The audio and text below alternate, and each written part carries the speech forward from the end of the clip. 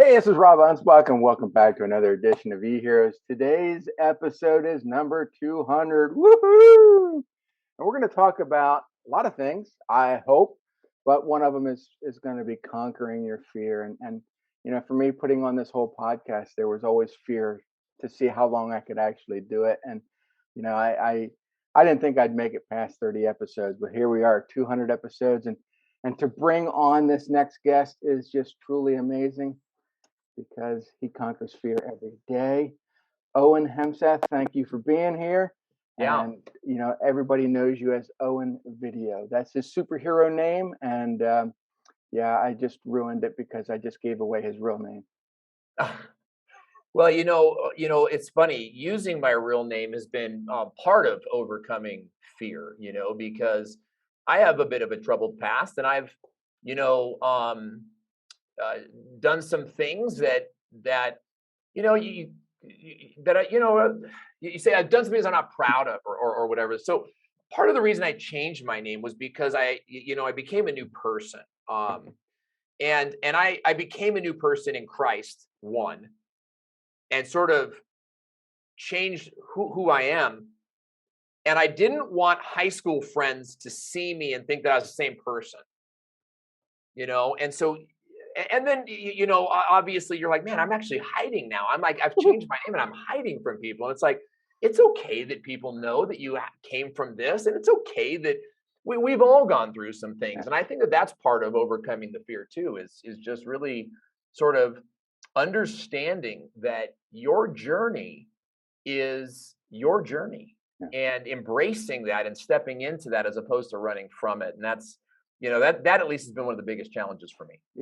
For me, it was kind of the opposite. I embraced all those mistakes. I figured, hey, I did them. I better own up. Yeah. That's who I am. I got to learn from it. I can't run. I mean, anybody who's That's ever saw me run is going to laugh anyway. So I don't run. that's that's what an emotionally healthy person does. I'm like, no, suppress and don't feel feelings. But of course, you can't do that. You can't do that. In fact, I'm reading a book right now by Megan Van Zyl. It's actually one of the most, like, for me, just profound books I've read on the cancer journey. And she opens up her book with a very bold statement. She says, cancer is repressed emotion, unresolved trauma. And, I look back at my journey, and it's like suppressing my emotions and hiding my pain has been my life story. And it's like, I'm not going to do it anymore. Like, I'm not going to allow that to have a place in my life. And that, again, it's all part of the journey. Like, overcoming fear, I believe the default nature of the human is fear. This is why the news is so, I mean, they're not trying to lift you up, man. No, You and know? and well, the thing is that 7 years ago, I interviewed you for a podcast I had at the time, Yeah. and I think it was like 2 or 3 days before that interview, you had posted that you were diagnosed with cancer for the first time. Yeah. And I thought, my God, what am I going to talk about? I mean, here's this guy that has everything. I mean, great business, great family, and he must be overwhelmed with fear. And then I watched for the last 7 years, and maybe you had some fear, but you and your family and your business and everything accepted everything that was going on, Yeah. said you weren't going to live in fear, and you just you plowed through. Yeah. And I've never seen anybody with the courage that you have do so many things, speak so honestly to people. You get up on stage and you knock them dead. I mean, it's just people don't normally do that. Yeah, no, I appreciate that, and it means a lot, because we are afraid. We were afraid, and we still get afraid. I'm still battling cancer largely I've been victorious, but cancer fights back. Mhm. And the moment you take your guard down, it's like, oh, you gotta go back and go back into war, and go back into battle. And I think of a soldier who, maybe just came home from some war-torn country. They're in Fallujah. I don't know where the latest war is. But they do all this work. They win. Mm-hmm. They lost so many friends. They come back home and they rest, and they're just resting for a week or two, and then they get the call, you got to go back. Yeah. This is the cancer journey. We dealt with cancer the first time. We did everything the doctor said to do, everything. We never questioned it. We never Googled it. We never even Googled our own cancer. I never even looked up the medicines that they gave me. I just trusted. Mm-hmm. And 4 years, 3 surgeries, and about a dozen hospitalizations later, the cancer came back anyway. Yeah. And you go through this new fear, because once you've already been through the medical system, there's nothing they can do when it comes back.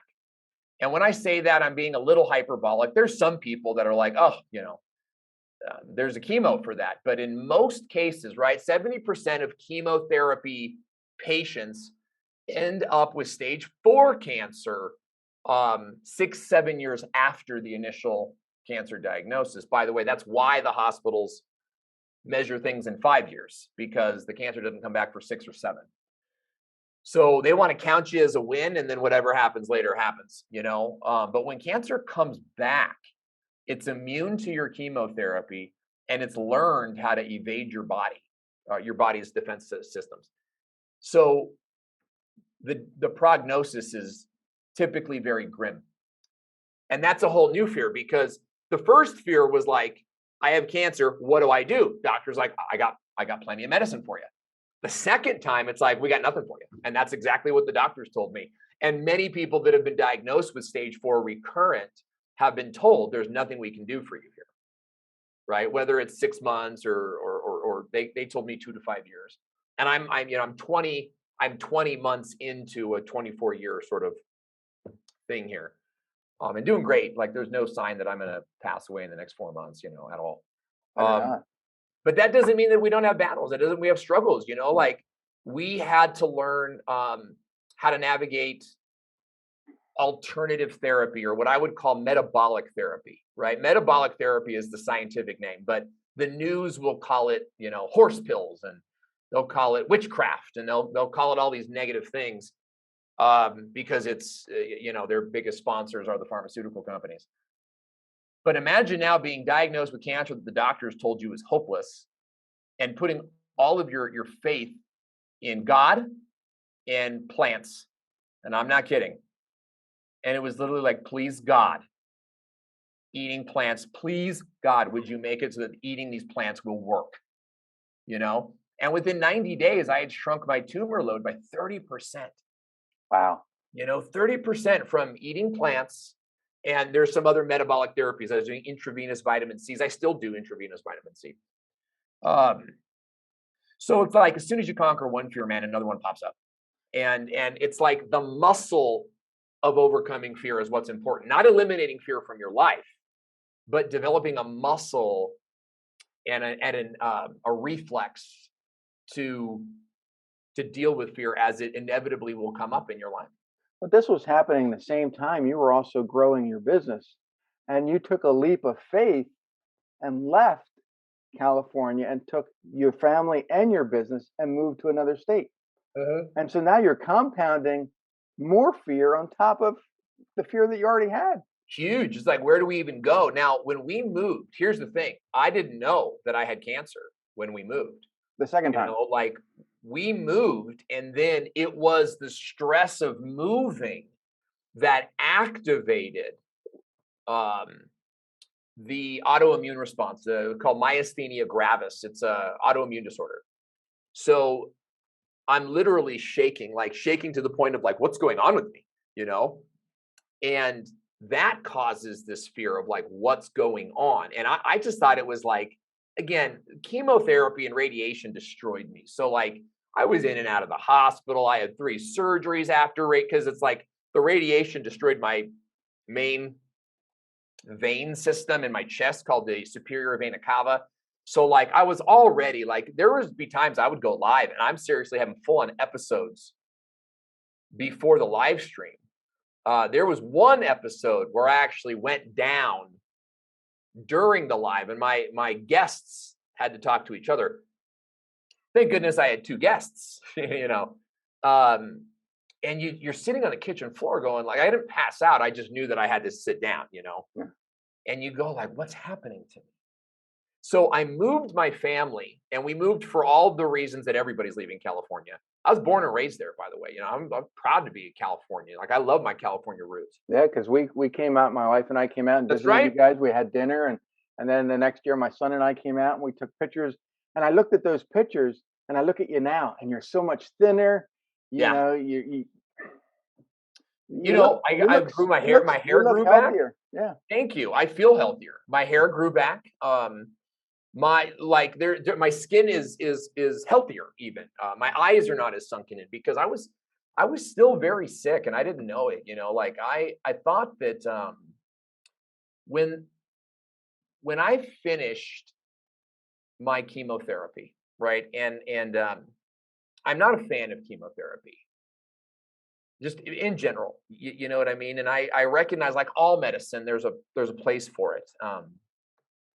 But when I finished my chemotherapy, my radiation, it wasn't like they announced that I was better, right? They announced that I was done with my medicine.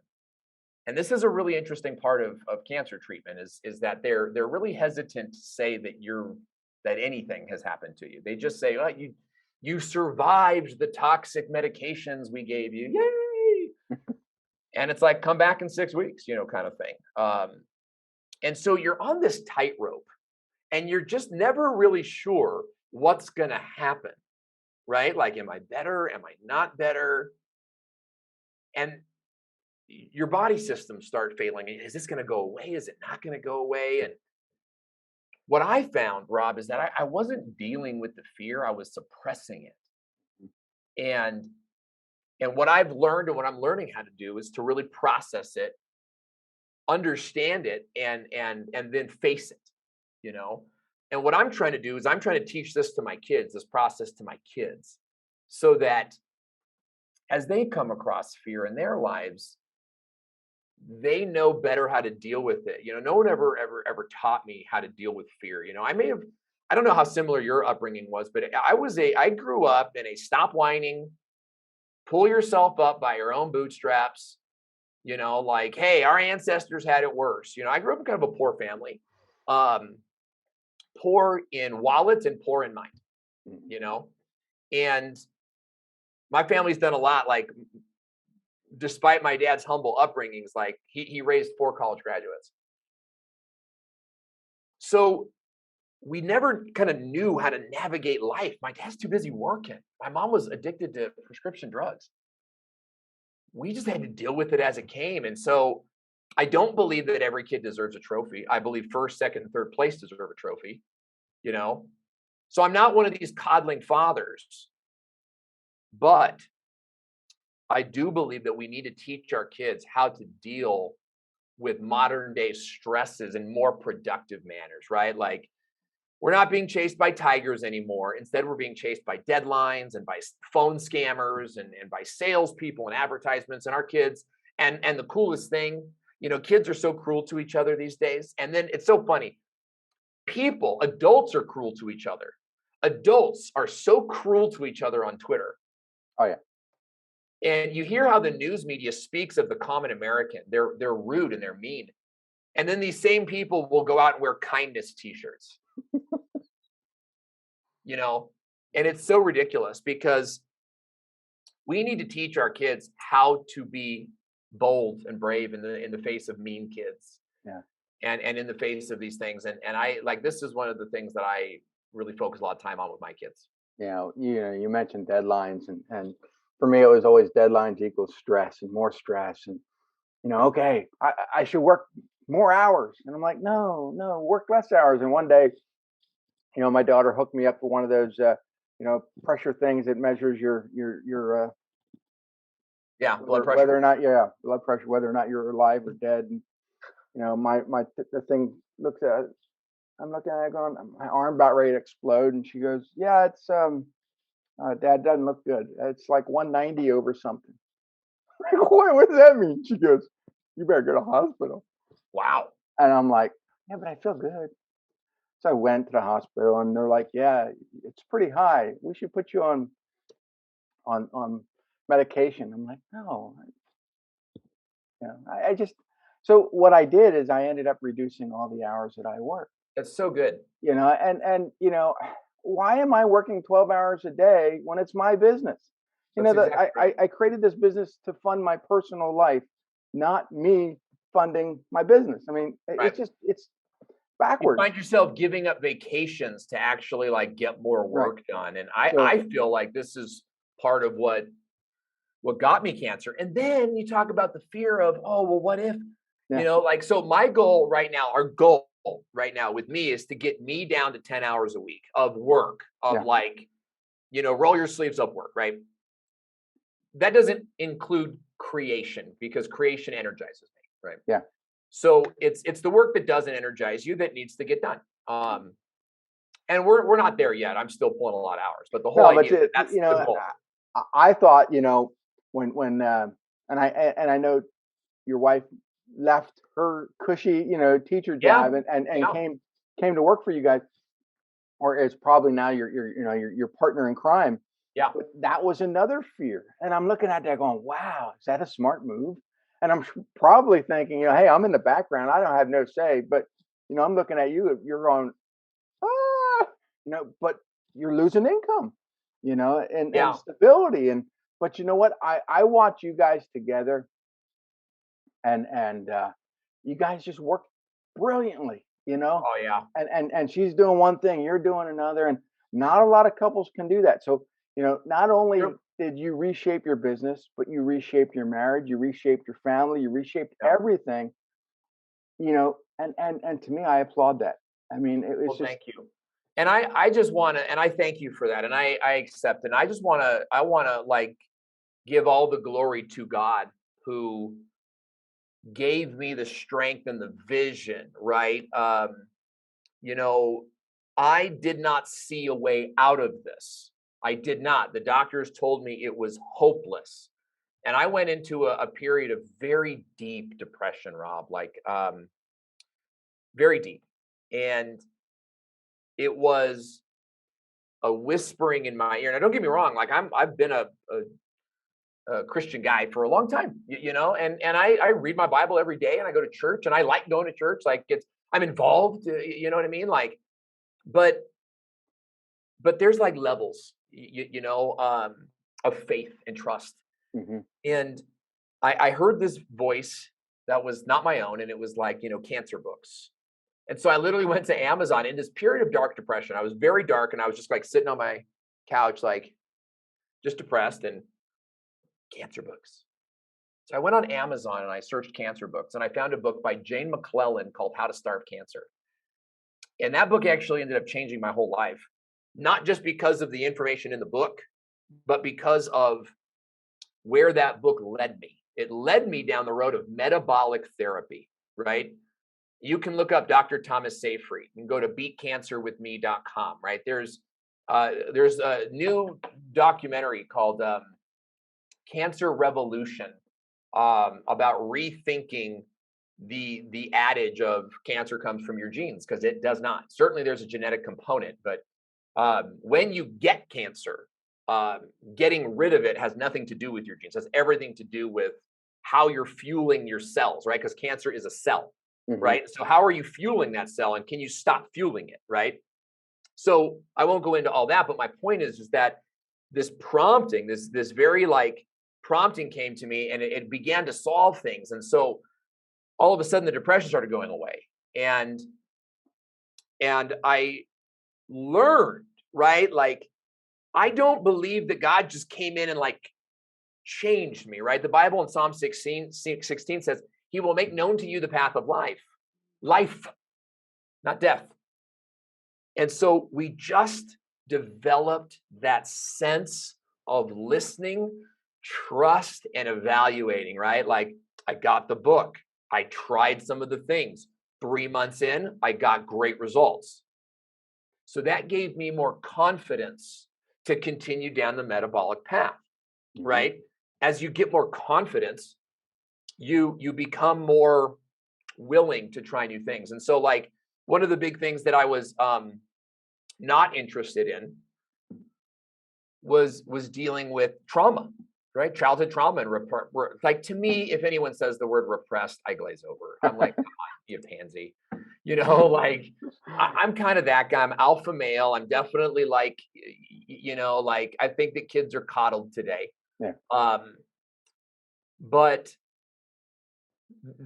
as I began to trust the metabolic therapies, one of the things kept coming up was like, go like get into childhood traumas and these things like this. And that's been just like groundbreaking for me. Like looking at little instances that have led to a mindset that helped me develop cancer. Like, why am I a workaholic? Right? Why am I sacrificing my kids? I sacrificed my kids' babyhood, right? Like I'm a pretty attentive dad now, but when they were babies, I was like, no, they're just babblers. They can't do anything. So like I never put my knuckle in my kid's mouth and felt their gums. You know what I mean? Like I honestly never, rarely. I rarely put my lips and my face into their chubby little neck and cheek and just kissed them until I was tired. Instead, I was like, they're just babies. They won't remember this. I'm going to work. Why? And unpacking that and like letting go of some of the horrible things that my mom said to me as a kid. I told you my mom was a prescription drug addict. And so anything that we wanted to do, like play soccer or join a baseball team, she would berate us for what miserable children we are. Can't you see that I'm sick, Owen, and I have to stay in bed? How dare you? You are a greedy, you are a selfish child, like having to like face that again as an adult and reframe it in a healthy way so that my body's no longer holding on and I can let go. That has been, I'm still in that process. And that's been a huge part of the cancer journey. And again, 2 years ago, I would have been like, right? Like it's a step-by-step thing. And I'm not trying to talk about like how to beat cancer in this episode. I'm talking about like facing your fears and like overcoming challenges is like a step-by-step thing. And you just kind of take the first step and then assess, how did that go? You have to be honest with yourself, right? Like you have to be honest with yourself in terms of like a Pinterest fail. And I hear this all the time. Oh, and my mom tried vegan eating and she died of cancer. And the hard part is how well did she do vegan eating? Because I don't cheat. I don't cheat on my vegan diet. And she ate on the weekends and would have a Snicker bar every now and then. It's like, okay, dude, that's not a vegan diet, right? And you have to be honest with yourself. It's like, why, like this thing, whatever it is, getting a new job, new career, getting married, you name it, whatever the thing is. For me, it was cancer. Did that technique work for you? And if not, did you do well at the technique or did you Pinterest fail? Did you kind of do it poorly? And you have to like be honest with yourself on that. And that's one thing I think where a lot of people really struggle is. So do you take that metabolic thinking, that therapy into your practice of video creation for your clients? I mean, how do you work with them knowing that they could be messing up? Yeah, that is a great question, my man. Yeah, I absolutely do. And, the challenge is I don't want to keep reminding my clients that I have cancer, because they may cancel their agreements, like, are you going to make it 6 months, Owen? You know what I mean? I'm kidding. Pay for the next 2 years. Yeah, I'm trying to get stuff paid in advance here. You know what I mean? That's funny. I might put that into my act. Yeah, I definitely do. And you have to get honest with them. It's like, look, you made the thumbnail better, but did you make it like good enough to change your results. And I'm working with a client right now. They got 1 million subs, or just under 1 million subs. But their thumbnails, when I showed them how to make their thumbnails the way I want them, they made them better, but still not the same level 1 category, right? Mm-hmm. But the last 3 videos have done, like, they doubled, and then this last one tripled their standard thumbnail click-through rates. And I'm like, that's it, man. That's it. You had a model, an inspiration piece. I think this is huge for everybody. Like, whatever your challenge is, you have to find an inspiration piece. If I can go back to the health, I don't, we all got health problems, right? We have obesity, autoimmune, I diabetes. suffer from sarcasm. Yeah, it's going to kill me. It's a terminal case of sarcasm too. Let me tell you, it's going to end in your death, from a very angry person. But I'll tell you, you got to find somebody who's conquered. And what we do is we instead find experts who give us facts, right? Like, when I decided that I was going to beat cancer, I found people who beat cancer, not more doctors who prescribe medicine, not more doctors who don't cure cancer. I asked my doctor, how many times have you cured this? None. She said none, and nobody else has either. She says, this is terminal. So why would I follow that doctor's coaching? Right. And knowing that you changed your diet and reduced that cancer by 30%, or down to 30%. Yes, no, in the first 30 days, first 90 days, 30% total tumor load. So this one shrank by a bunch, that one by a little. Like, it's a whole thing. Right. But you're right. Like, and it's the same thing with your life. Like, if you're fighting diabetes, you find people who have beat diabetes, not people who are living with diabetes. Like, you're already living with diabetes. You're trying to beat diabetes. Oh, diabetes can't be beaten. Are you sure? Or is that just what a doctor without diabetes told you? Mm-hmm. Right? I know all sorts of people that have beat diabetes, 1 and 2, by the way, at least in terms of symptom reduction. If you're trying to grow your business by $1 million, are you following a business coach who is selling programs, or are you seeking out $1 million business owners and, like, talking to them, chatting with them, listening to their conversations? There's a lot of, like, tweets. I mean, just listen to people tweeting and follow those people, right? Like, follow in footsteps. And I think this is where the market's going.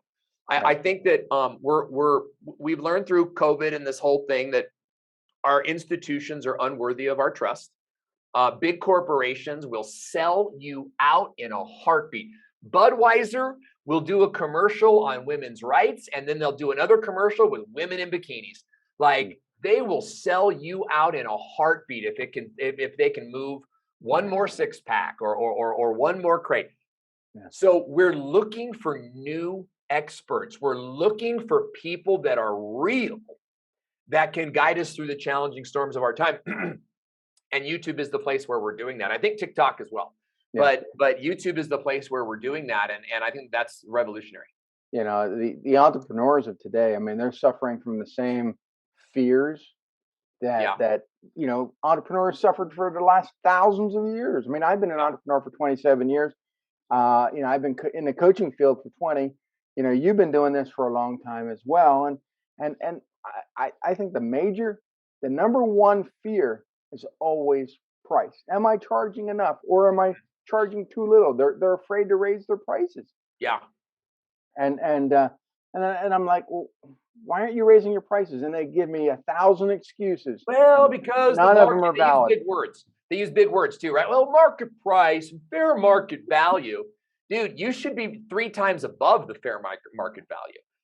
And I think that there's like this is where, like, the childhood trauma stuff, I'm going to connect it, is like, there's a reason inside of you that you don't think you're worth it. Right. And if you're afraid of raising prices, you should today double your prices. And here's the thing is, we just went through a price hike, and we told all of our customers, like, hey, or their clients, they're not customers, but you get it, right? Like, we told all of our clients, like, hey, and all renewals are going up. Like, we understand that some of you won't be able to, and we get that, but we also see what kind of results you're getting. We know that you're making 7 figures off the work that we're doing, and these different types of things. We just had our first sale came in at the new, like brand new sale. Actually was an old client, like from a couple years ago, is coming back at 3 times the price. So, like, here's the thing is being aware of your fears is absolutely key. And when you're an alpha male like me, you tend to pretend that it's not a fear. You tend to pretend that you're doing okay, right? And what I want to encourage you to do is actually like go, no, that's a fear emotion. Like and maybe it's not, maybe go to the fear emotion, right? So it's like, I'm afraid to raise prices. I'm afraid to invest in a building. I'm afraid to, or I'm hesitant to hire someone to handle this. Or I know for me, it's like hesitant to hire an American. I'm happy to hire a Filipino, right? Like, but it's like, there's some things just only an American working right next to me can do, but I'm hesitant. Why? Right? And that goes back to a fear. Well, I don't think I'm a good enough boss to train this person, or I don't think that this person exists that could learn all this. But that's actually a fear that you're not a good enough boss, right? So really going a few steps deeper into your awareness and then dealing with that solution can be extremely valuable. Yeah, and I think sometimes we have to drop the ego because we do things in a certain manner, we as entrepreneurs, and we can't see other people doing things the way we do them. But the moment you get over that ego and say, hey, look, just go ahead and do it your way. Yeah. Sometimes that way is better than the way I was going to do it anyway. Yeah. I have learned that by working with my wife, that my way, right, is a fear defense, a way to like keep control. And I need control because I've learned that other people will let you down. Now, this is like what they call, it's like a false worldview, right? People will let you down for sure, but you let people down. So it's not like you're better than it. You know what I mean? Like it's human nature. The point is that like you learn, you have to unlearn some of those things. And what I unlearned with my wife is that me trying to control everything got us to just over 6 figures. Mm-hmm. Okay. And so I'm holding on to that. But letting my wife, and it's not even letting, it's more like I just can't do it all. And control slips through my fingers. And she does this thing that results in double the sales. It's like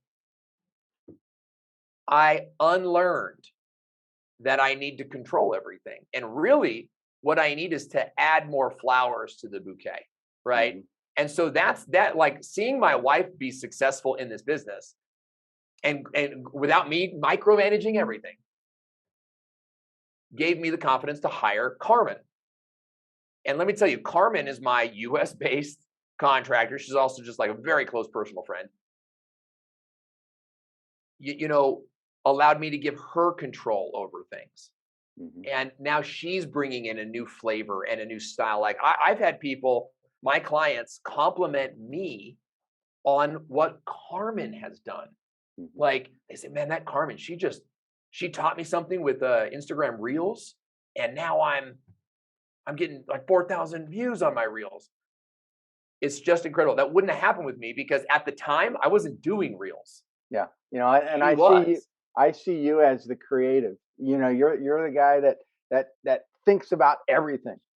Yeah. Your wife is the person in charge. She's the natural leader that kind of the circus conductor. She keeps everything going, and then Carmen does all the rest. But you need to step aside and let other people take charge. You're the creative guy. You're the one that true. Yeah. Loves to teach people how to do all this. But in order to restrict your time, you got to step away. It's true. And I think that you're saying when you're talking to me, you're talking to every CEO. Right. Right. Like Elon Musk does not run his companies, right? Like he is the visionary. Mm-hmm. And he has hired people to run his companies. Right. right? And then those people hire people to run their departments. And yet in the small business world, every CEO struggles to think that they have to run their own show. Otherwise, it'll all fall apart. No one can do it as good as me.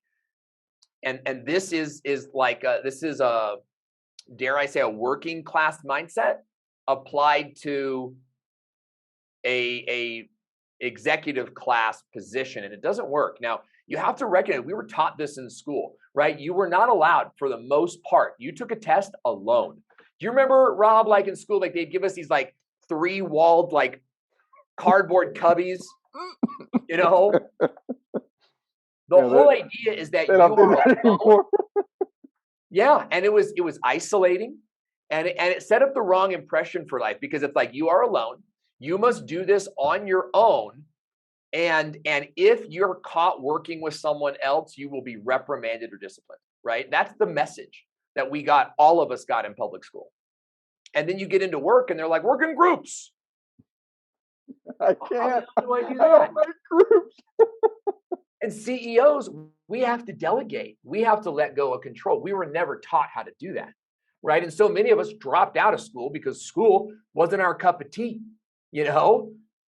So we have to unlearn some of those things and recognize our unconscious sort of like, dude, I say challenge everything, you know, challenge your belief systems. You know what I mean? Like I did not come to faith in God easily, not at all. You know what I mean? I did not like the idea. And I've been a Christian for 12 years, but 12 years ago, I was not in this place where I was willing to accept that somebody else had a plan for my life, someone that I didn't know loved me. Like, it was just all too weird. Okay. But I had to be willing to challenge everything I believed. Am I really agnostic or whatever, you know? Same thing in your business. Am I really the only person that can do this? You know? This morning I posted on LinkedIn a comment, you know, to somebody else's post, and I said, if I'm not offending somebody, you know, every day, I'm not doing my job. They got so triggered. Oh my God. They wrote this long paragraph. I think they just put a whole book. I mean, they put some thought into it, but yeah, you know, they said, you know, I should be gentle with people. I shouldn't trigger them. I'm like, what kind of world is that?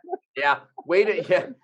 You say, hey, thank you for triggering the algorithm for me, man. Like, those comments really help, you know, get this post into more feeds. So thank you. And I'm thinking, how do you live your life like that? I mean, always wondering if you're walking on eggshells. Forget it. Just live your life. And it's not real life, you know, because the same people who are telling you to be kind and considerate, they're the same people that will go and run over Trump fans at a rally. They're the same people that will say, you know, good, those January 6ers should be locked up in jail. You know what I mean? They're the rudest, meanest people. And I see it. I see it. Like, they have the flags in their front yard, don't they? You know, they wear the t-shirt that says kindness is contagious. But if you cut them off in traffic, they will say every cuss word at you and flip off your children. If you take 5 seconds too long at Starbucks, they're giving you the finger in the rear, and they're honking at you. You know, and so it's like, you got to see past all that, and you got to build what you came to build. You know what I mean?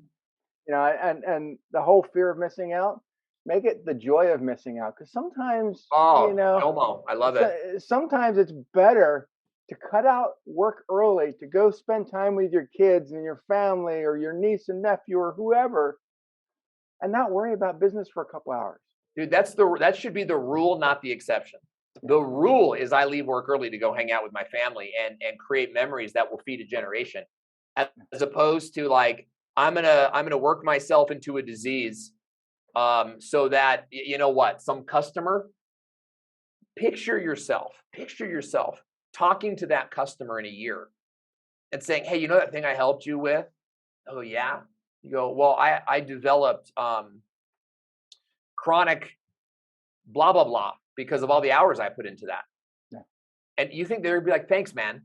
They're gonna be like, I wish you wouldn't have done that. I wish you would have not, like, I wish you would have done it a different way. You know what I Right. mean? I certainly, and I don't want to, like, I tell my clients, hey guys, I'm taking 2 weeks off and I'm not answering any phone calls, and you're going to be just fine. And I'll tell you what, like, today's the day because we just got back from vacation. Today's the day that and look, they're all fine. Yeah. Everybody's okay. Yeah. You know, and I'm better. You know, my wife and I, we celebrated 33 years of marriage back in February, and we had this timeshare down in Florida and the kids didn't want to use it, so we decided that, hey, we're going to go down and use our week, and it was just the two of us, and Yeah. we did Disney by ourselves, Cool. and it was like, this is great. I mean, it's Oh, weird because we're not taking the kids or the grandkids, but it was just ourselves, and the funny thing is, the whole time we were there, my phone was ringing with new customers. Can I hire you? I'm not answering my phone. and you know what? You're going to be fine. You know, and you're going to be fine. And that's something that I look, if for those people that are listening or watching right now, like, this is not something I stepped into. This is why I keep talking so much about faith, because it is a faith system, right? Like, and it doesn't have to be my faith system, but every time that you trust in the invisible, you trust that you can take some time off Mhm. and that your clients will be fine with it, is an invisible concept. And you just got to walk into that and then you assess. Right. Now, here's the thing, like, did your customers freak out? Yes. Okay. Then before I go on vacation next time, I need to get my customers in more of an automation standpoint, right? And maybe that means hiring a Filipino contractor, right? But at the end of the day, your life didn't fall apart like you thought it would. And this is what we all think. We all think this is the end of oh, if I do that, it all ends today. This scarcity mindset. I'm plagued with this. I fight this every day, guys, the scarcity mindset of, like, if I do this, it's all going to come crumbling down around me. In fact, I have affirmations that I do like a hippie, Rob. Cancer turned me into a hippie. You know, now in all fairness, I was sort of a hippie before. Like, when I first went to college, I didn't do well. I did not wear shoes to college, and I had a guitar on my back. No notebooks, no pencils. Because I was there to, like, explore. I was not there to, like, I did go back to college, 10 years later, and I did extremely well, as I was already married at that time. And I this is before YouTube came out, and I wanted to learn how cameras work. So I went to college for that. I graduate and YouTube comes out, and it's like, crap, now everyone's going to learn cameros for free, and I got to compete with them. But you know what? I studied computer technology in high school, and we're going back 35 years. Yeah. And then I learned how to do cameras, and I learned how to do all this other stuff. And here I am, almost going to be 53 in June, and all the experiences that I've learned over the last 30 some years, I'm using now. And people are like, what? Yeah, but things have changed. I said, yeah, but not so much.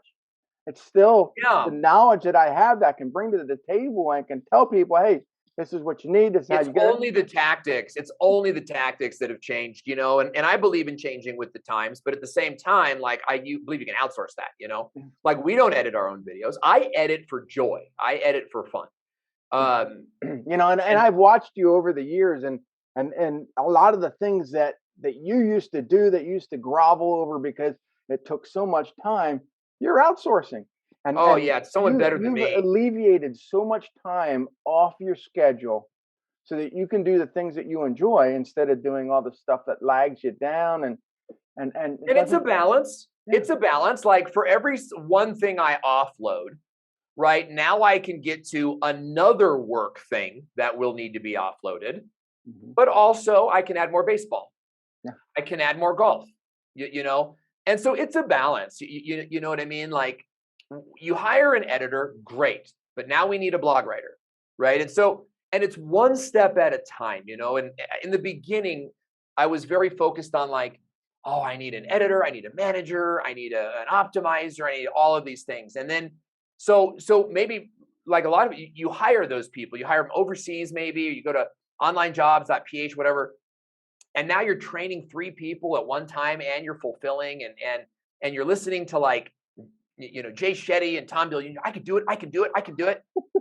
But you're not actually hearing their message. Like, you're listening to the motivational tapes, but you're not actually hearing the message. Right. And, for us, we're very like one brick at a time. Right. And you got to slow down to speed up. Right. Huge for us. Right. So we bring on one contractor, and we do hire a lot in the Philippines. We also hire in the US. But we bring on that person, and we don't move away from them. We don't hire anyone else, and we don't give them multiple jobs until they've mastered the thing we brought them in for. And we've developed a process for that, where there's like check-ins, like 30-day check-ins, 90 days. Like, if they're not humming in 90 days, 90 days, that's like never even happened. It's only when it's not a good fit, like culture-wise, right? But my point is that go easy on yourself. Like, you don't have to do it all now. One brick at a time. And then when that brick's firmly in place, you bring on another brick. Right? And you'll find that exponential growth that you've been looking for, that everyone talks about, it happens like an exponential graph, right? It's like really straight for a long time. And then the reason why it's like one brick, one brick, one brick, one brick. And then all of a sudden, those 5 bricks are now working together, and they're just checking in with you on Friday. Boom. Yeah. And that's how it's been for me for years. It's a constant. I know, it's like, then all of a sudden, and my income shoots up. Like, clients are calling, hey, costs go down. And it's like, this is crazy, but sometimes you just gotta trust the process, and it's hard for people to do so. It is. And that's where the faith comes in. Like, you got to just trust that what other people have said will work for you. Like, there's a lot of stuff that didn't work for me. Animal-based keto did not work for me. Like, so people, when you're vegan hippie. No. I went vegan. I should say I went plant-based because I got great results from it. Right. Same with like business systems. Facebook Live stopped working for us. Yeah, it didn't. And for everybody else too, who's not a celebrity. Yeah. Right. And so we stopped doing it. And I see a lot of my friends kind of going, no, Facebook's still a thing, and it's just not, it's just not a thing. And for us, at least, right? Like, it might be a thing for GoPro, right? It might be a thing for a huge corporate brand or a celebrity. Kanye could go live on Facebook and probably do pretty well. But for the small business, Facebook's not interested in promoting us. And so, for me, I look at YouTube on my TV in my bedroom. Yeah, for sure. And I think a lot of people are designing their videos for the bigger screen, not just the computer, not just the 100%. And we're journalists now. That's what I think of it. Like, we all complain about the news and the media being just lying sacks of potatoes. And I wouldn't say that they're lying, but they're certainly bought and paid for by their advertisers. And we are the news for our industries. But we're not acting that way. We're acting like the salesman for our industries. And, like, this is the big thing. I've got a client right now that I'm frustrated with, because I keep saying, stop making sales videos. And he keeps making sales videos. And it's part of that scarcity mindset. I got to make sales, but I got to make sales. I get that you need to make sales, but who wants to be sold? Yeah.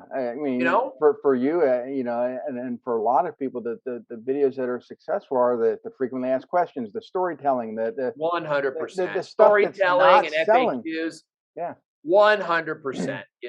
In fact, my wife and I are working on more storytelling, because people never call us, Rob, and they're like, I saw your video about like how to navigate this corporate web, or how to navigate this software, and we want to do business with you. Like, never. it's always like, man, I saw about your cancer journey, and you're the type of person I want to work with. Like, it's not even about. Yeah, I mean, everybody that reads my books now is like, Rob, I love that sarcasm. I just want to do business with you. And the people that don't like my sarcasm never call me.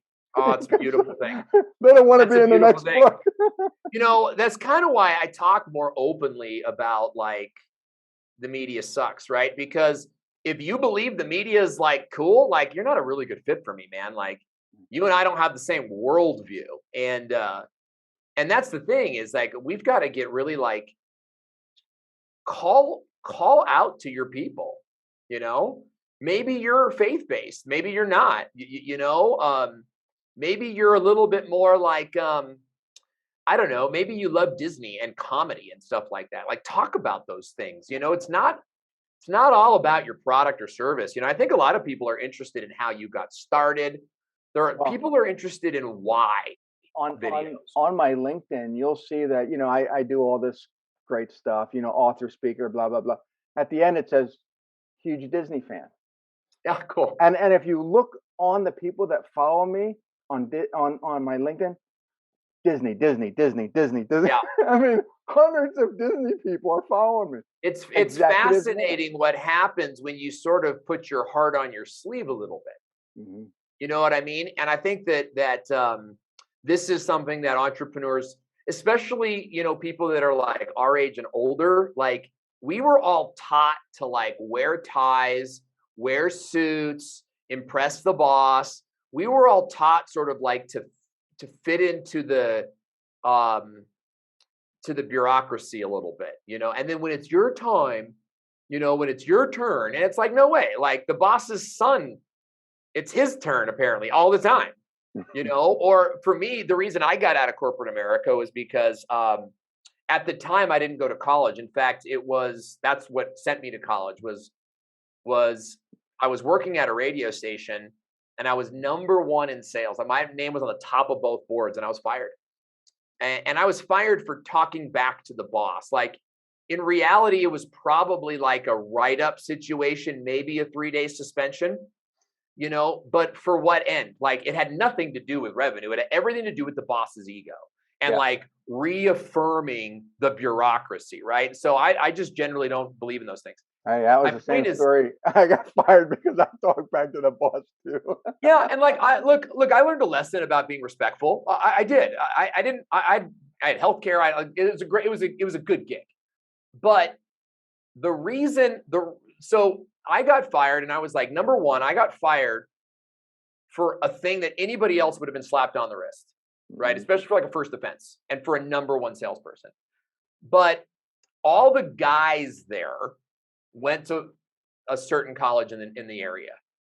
And, it was one of those things where like they're in the break room and the boss and then 2 of the other salesmen are chatting and humming along. Chapman, oh, Chapman this and Chapman.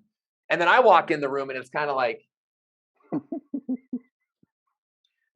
because I wasn't part of that inner circle, And so why I went to college because of that. It's like I want to be a part of someone's inner circle. And then, then I learned about entrepreneurialism. I was 30 years old before I even knew what the word entrepreneur meant. I'm 42 now. And I learned it in college. And I was like, I want to be an entrepreneur. I don't want to have a boss. I'm glad I went to college. Like, don't ever, I'm glad I went to college.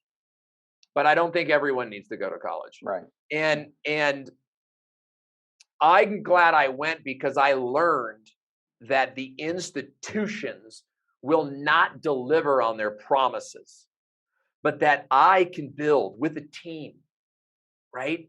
Because the entrepreneur says, I, but it's this blend, man. It's like, no, it's this we.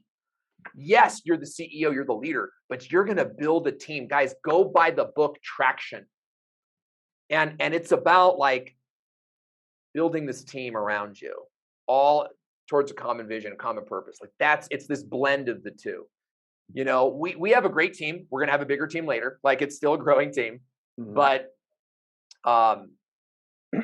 it's a team that we love.